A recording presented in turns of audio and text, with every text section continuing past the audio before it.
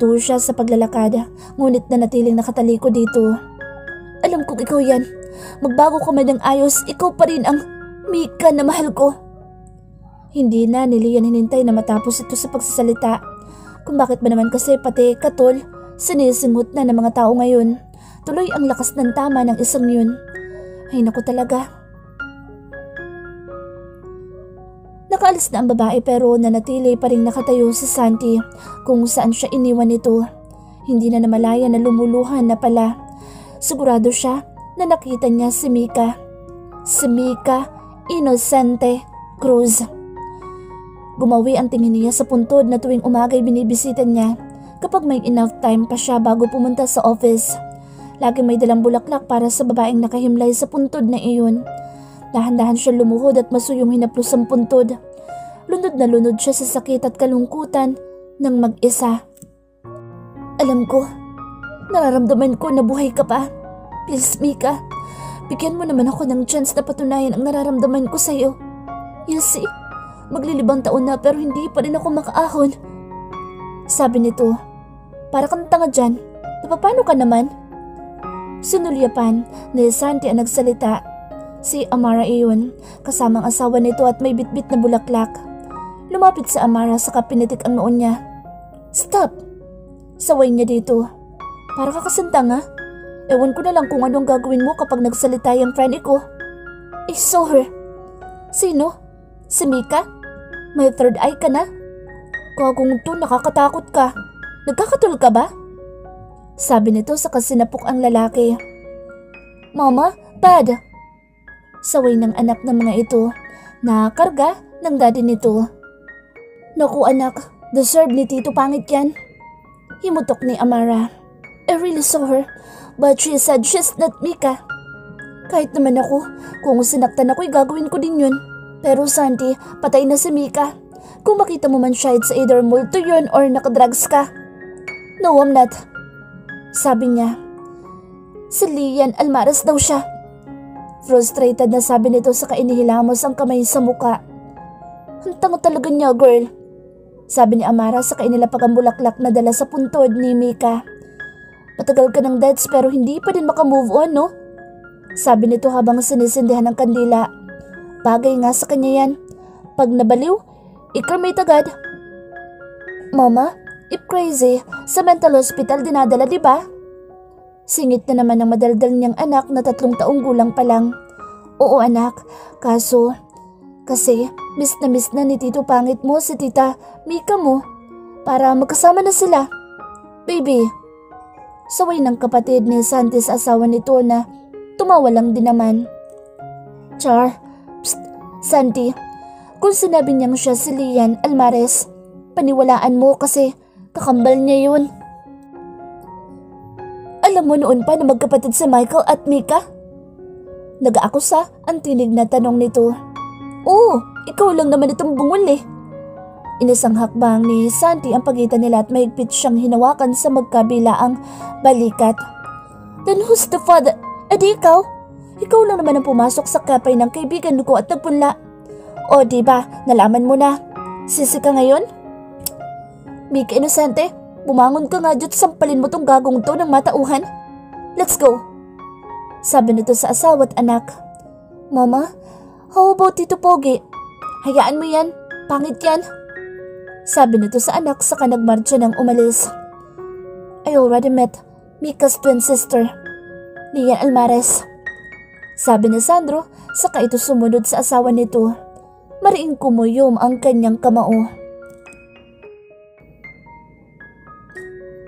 I'm sorry, sir. Umiiyak na lumuhod ang sekretary at nagmamakaawa sa kanyang harap. Humakbang ang lalaki, madilim ang ekspresyon ng mukha. Marahas na hinawakan nito ang panga ng babae sa hinawakan ng buhok nito. Napahikbi ito dahil sa sakit na nararamdaman sa pagkakahawak ng boss. I'm sorry. I don't need your sorry. I don't need a traitor in my empire. Sabi nito sa tinulak ng marahas ang babae. Agad na lumapit ang dalawa sa kanyang tauhan at kinaladkad ang babae na paulit-ulit na humingi ng tawad sa kanya. Matagal na niyang secretary ang babae. Nasilaw sa pera at nagbenta ng impormasyon sa kalaban niyang company. Wala naman siyang pakialam kung ano ang nalaman ng kalaban pero hindi niya kailangan ng traidor sa kumpanya niya. Alam mo nang gagawin mo, sabi niya sa PA niya. Agad itong tumango. His PA is the one who would do the dirty works for him. A trusted one. Hinilot niya ang sentido sa kadinampot ang telephone at tinawagan ang HR at kailangan niya ng bagong secretary. Faith! Tawag ni Yaya Emmy sa makulit na bata, ngunit ngumiti lang ito at mas binilisan ng pagtakbo. Faith! I'll tell Mama you're hard-headed again! Sabi ni Hope sa kapatid, kaya napahinto si Faith, saka tumakbong pabalik sa kanila. Sorry, I'm not going to run again. Sorry, Yaya Emmy. Tumango ang yaya saka siya hinawakan nito. Hinihintay nila ang mama nila dahil ayon dito'y magmomall daw sila. Makikita na lang sila sa mall at excited na excited ang mga ito dahil first time nilang makakaranas ng ganito. Hope, look, ang daming tao. Amazed na sabi ni Faith saka tumalon-talon. Huwag kang malikot, Faith. Saway ng yaya nila. Nasa paligid lang naman ang mga bantay nila at pag-aari ng Uncle Michael nila ang mall na ito. Faith! Hope! Tawag ni Lian pagpasok niya ng mall at namataan ang mga ito. Mama! Sabay na sabi ng dalawa at nag-uunahang kumawala sa hawak ng yaya nila. Lumuhod siya para mahalikan ng mga ito sa pisngi. At the Sunshine said, madami daw tayong toys dito, Mama. Pwede ba tayong bumili? Pakyut na sabi ni Faith. And Mama, Ate Sunshine also said, may masarap na fried chicken dito. May makikita daw kami na malaking red bee. Mama, let's find that red bee, Mama. Excited na sabi ni Hope. Si Jollibee? Jollibee? Tanong ng dalawa. Tumango siya sa mga ito. Sige, pupuntahan natin yan pero titingnan muna natin ang ibang store. Bibilin kasi niya ng mga damit ang mga ito. Masyadong mabilis nang nasisikipan ng kambal ang mga damit na dinadala ng Kuya Michael niya sa isla. At naisip niyang this is the right time to buy some clothes for them. Mama, ang ganda po dito. Pwede dito na lang tayo tumira? Malawak ang ngiti ni Faith sa kanyang ina habang palingalinga sa paligid. Maraming tao pero panatag naman si Liam dahil nakapalibot ang bantay sa kanila. Anak, hindi tayo pwedeng dito tumira. Ang tawag sa place na ito ay mall. Pero pwede tayong mag-visit dito palagi, Mama? Tanong naman ni Hope na karga na ng yaya dahil pagod na daw. Oo naman. Sabi niya na may malawak na ngiti. Pauwi na sila at madami siyang nabiling gamit ng mga ito. Nag-enjoy din sa paglalaro ito at pinagbigyan niyang makakain ng mga ito sa Jollibee. Nag-take out pa nga sila. Kaso nang palabas na nag-tantrum si Faith. Gusto nitong bilhin ng statue ni Jollibee. Buti na lang naamo nila at pumayag itong stuffed toy na Jollibee na lang ang bibilhin nila. Lian. Napalingon agad si Lian sa tumatawag sa kanya. Nalaki ang mga mata niya nang makita si Amara, Mika's best friend. Amara! Ninang Amara! Sabay na sabi ng kanyang mga anak. Kilala ng mga ito si Amara dahil kinuha niyang ninang ito at naka-video call din niya at ng mga anak niya. Karga nito ang anak na si Kaydan. Mayaya at bodyguards na nakasunod sa mga ito. Niyakap ni Lian ang mag-ina at inutusan ng mga anak na mag-hi sa kanilang ninang. My gosh, ang lalaki na ng mga inaanak ko. Sabi nito sa kapinisil ang pisngi ng anak niyang si Faith. Uuwi na ba kayo? Tanong nito sa kanilang mag-iina. Oo, medyo pagod na kasi sila. Ganun ba? Sayang naman, magsa tayo ng date para naman makapag-bonding ang mga bata. Sure, sabi niya rito saka nagpaalam na. Pag-uwi nila ipanay ang bida ng mga anak kung gaano ka-excited ang mga ito sa lugar na pinuntahan. Pero after nilang mag-afternoon bath ay nakatulog na ang mga ito habang siya'y nag-decide na umidlip muna. Kaso, pagpasok niya sa silid, cellphone ang natupag niya. Sakto namang nag-video call si Amara na agad niyang ikinangiti. Hi Amara. Katabi nitong nakahiga ang natutulog nitong anak na si Kaydan. Miss you girl. Sabi nito na nag-sad face pa na ikinatawan niya. Miss you too. Sabi ni Lian sa kamalawak na ngumiti. Hoy, kailan mo balak sundan yung anak mo? Kapag may asawa ka na, girl. Di ka ba naawa sa kepay mo? Paglilimang taon na ipanis na yan. Baka forest na yan. Sabi ni Amara na malutong niyang ikinatawa. Hanapan mo kaya ako? Sabi ni Lian na game na sinakyan ang biro nito. I know someone. Kaso, di pa nakaka-move on sa minamahal niya. Sabi nito na may lihim na ngiti sa labi. Sino naman? Anya sa kahumiga ng maayos sa kama. Si ano? Sino? Si Santi. Napasimangot siya at umiling. Kuya told me na iwasan ang mga ganoong uri ng lalaki. Wala na bang iba? Tanong ni Lian sabay tawa. Yang kuya mo talaga? By the way, available ka ba bukas? Magkita naman tayo. Wala ka sa Cicadian bukas. Kukunin ng lola niya. Kita naman tayo. Miss you na talaga. Naku, nagdrama. Sige, kita tayo. Pero baka hindi ko maisama ang kambal. Mas better ng less ang labas nila for their safety. Okay lang yun. At least makakapag-girl bonding tayo. At sa buong oras, pinag-usapan nila ang plano hanggang sa nagising na ang anak nito. Mama, ingat ka!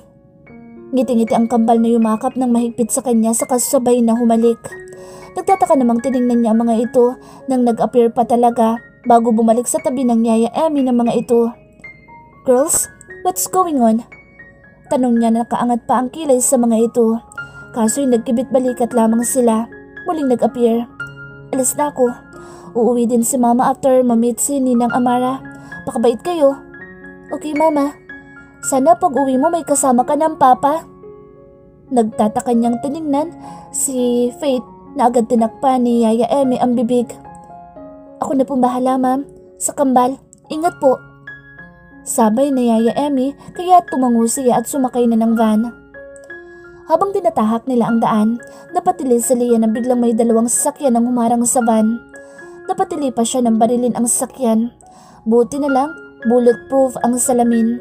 Pero nang may lumapit na isang lalaki at nag-angat ng pampasabog, mukhang ilalagay noon iyon sa mismong sasakyan ay naalerto na ang mga kasama niya. Kailangan po natin bumaba, Ma'am. Tumango naman si Lian na sobrang nanginginig sa takot. Ngunit pagbaba nila, sunod-sunod na putok ang narinig niya. Napatakip na lamang siya sa tenga at mariing napapikit. Nagmulat lang siya ng mga mata nang may marahas na humila sa kanya.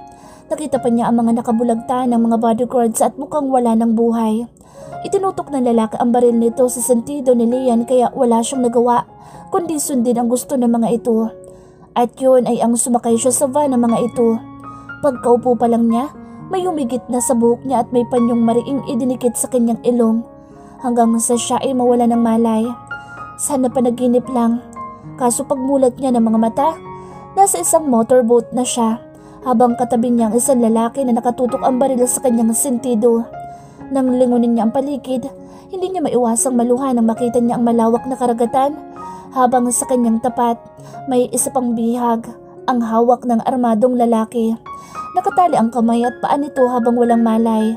Sa laki ng bulto ng katawan, tsak siyang lalaki pero hindi niya makita ang mukha nito dahil may nakasaklob na telang itim. Nang marating nila ang isang isla, wala pa ding malay ang lalaki. Si Lian ang unang pinababa at pinagtulungan naman nilang ibinaba ang lalaki. Saka pabagsak na binitawan sa damuhan. Gulong-gulo si Lian, lalo pa nang sumakay muli sa motorboat ang mga armadong lalaki at umalis na lang basta. Hoy! Huwag niyo kaming iwan dito! Hoy! Iiyak yung mga anak ko! Napalingon siya sa lalaking bahagyang gumalaw. Agad siya lumapit at tinulungan itong makaupo, saka tinulungan tanggalin ang tali nito sa kamay.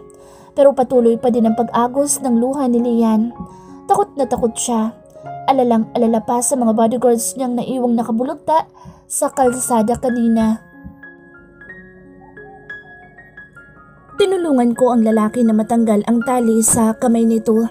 At nang makalaya ang mga kamay, mabilis nitong tinanggal ang nakasaklob sa mukha nito habang malutong na nagmumura. Shit! Malutong kong anas nang mabistahan ng tuluyan ang mukha ng lalaki. Agad ako napaupo sa buhanginan at umatras. Gulat din ang rehistrong reaksyon sa mukha nito nang magawi ang tingin sa akin. Mika, gulat na sabi nito. Bobo nito, sinabing hindi ako si Mika. Lian Almaraz. Sabi ko na napipikon at waring bata ang kaharap sa tono ng boses ko. Tinanggal ni Santi ang tali sa kanyang mga paa saka tumayo't lumapit sa akin. Iniabot ang kamay sa akin pero hindi ko yun tinanggap. Kusa akong tumayo at nagpagpag ng bestida. Nasaan ba tayo?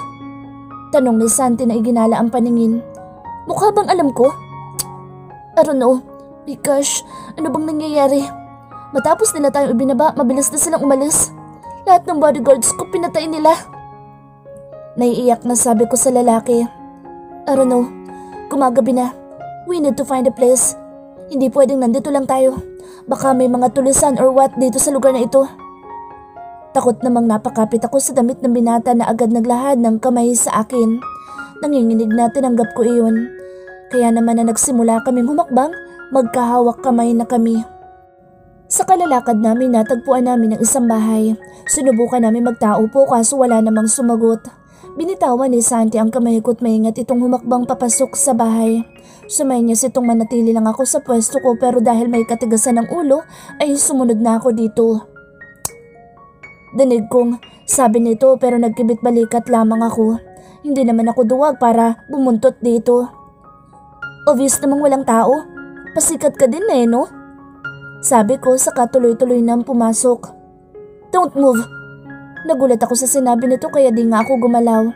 Lumapit ito sa kamay kinuha sa bandang ulunan ko. May nakasabit pala doon na kung ano. Isang sobre iyon na kulay puti. Akmang aagawin ko iyon nang sinamaan ako ng tingin nito. Umingos na lang ako. Shit! Tom! Sabi ni Santi habang binabasa ang nakasulat sa letter na galing sa sobre. Mabilis na inagaw ko na ang papel ng tuluyan at binasa ang nakasulat. Ayusin niyo na ang dapat matagal ng ayos. Huwag nang mag-inarte. Josa. What the hell? Sinong Josa? Tanong ko sa binata sa katiningnan ang kasama. Plinano mo ba to? I told you, hindi ako si Mika. My sister's already dead. Galit na ani ko sa sobrang frustration. Ano bang tingin ng mga ito sa ginagawa nila? Trip? Joke? Pero para sa akin hindi magandang biro at trip iyon. Bakit kailangan nilang pumatay? Bakit kailangan nilang mangidap? Do something! Tawagan mo sila! Ayoko dito! Kailangan kong umuwi sa mga anak ko! Nanggigigil na sabi ko. Mika! Malutong na sampalan dumapo sa pisngi ni Santi mula sa akin. Alam mo, tigilan mo na ang pagsingot ng katol. Baka sa sobrang hay mo, hindi mo na alam ang totoo. Hindi ako ang kakambal ko. Hindi ako si Mika. Bulag ka ba? Hindi mo ba nakikitang difference ha? Inis na sabi ko sa nag-decide ng lumabas muna ng bahay. Ano bang trip ng Diyosa na iyon? Sa ginawa niya, pinapahirapan lang nito si Santi at ako na rin mismo. Siguradong iiyak ang mga anak ko kapag hindi ako nakita. Sana mahanap agad ako ni Kuya. Kung iniisip mo na ako may gawa nito, nagkakamali ka. Papunta ako sa office nung magkaroon ng ambush. Nagising na lang ako na nandito na. So? Masungit na sabi ko dito saka sinipa ang buhangin. Saka humakbang at binangga ang lalaki. Mika! Isa pang Mika mo? Ilulunod kita sa dagat.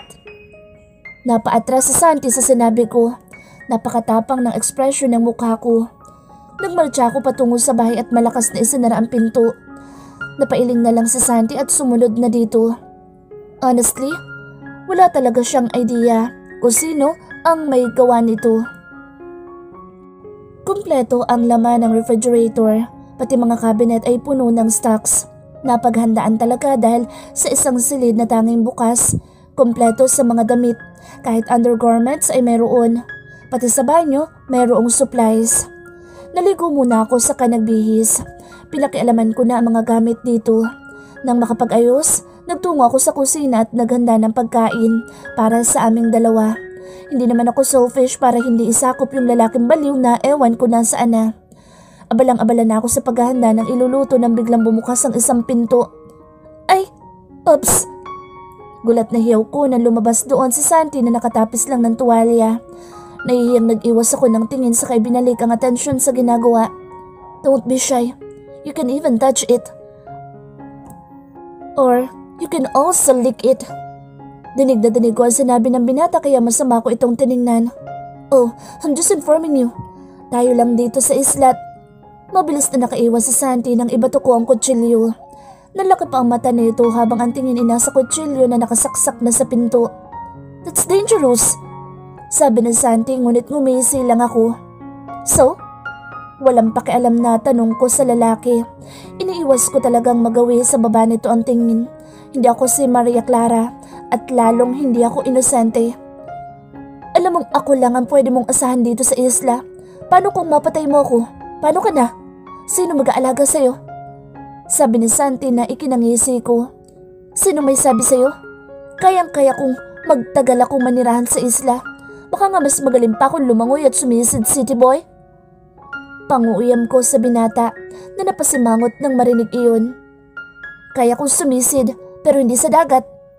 Sa perlas ng silangan. Muli siyang nakaiwas nang muling magbato ako ng kutsilyo sa pwesto nito. Wisit ka talaga. I said, stop using illegal drugs. Lakas ng tama mo. Sabi ko dito sa kainiwan ng ginagawa. Busit na busit. Perlas ng silanganan? Bakit ang dumi ng dating noon? Wisit na lalaki yun. Ilang taon na akong tigang at sa naririnig ko sa bunganga nito'y nararamdaman ko ang pagnanasa ko. Pero never ako nga amin dito, no? Diyos mio, mapapahamak pa hata ang dangal ko sa islang ito. Ikaw nang bahala sa akin, Lord. Kain na tayo. O gusto mo ikaw na lang ang kainin ko? Masama ang naging tingin ko dito. Hindi ako natutuwa sa mga ganoong banat dito. Ito naman hindi na mabiro. Kain na.